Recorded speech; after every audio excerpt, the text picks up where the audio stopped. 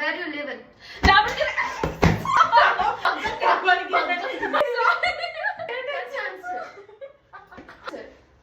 ನನ್ನ ಹೆಸರೇನು?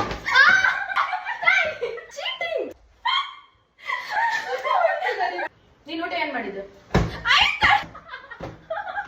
ಉಪ್ಪಿಟ್ಟು.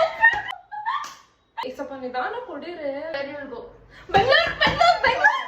ಇವಳು ಏನ್ ಮಾಡ್ತಿದ್ದಾಳೆ ಗೊತ್ತಾ? ನಿಮ್ ಕಾಲೇಜ್ ಹೆಸರೇನು? ಗೋಪಾಲ.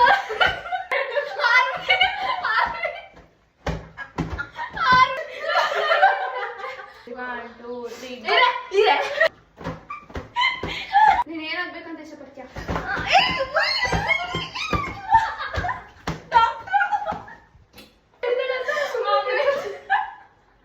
ಈಗ ಏನ್ ಆದ್ಮೇಲೆ ಎಲ್ಲಿ ಹೋಗ್ತೀಯ?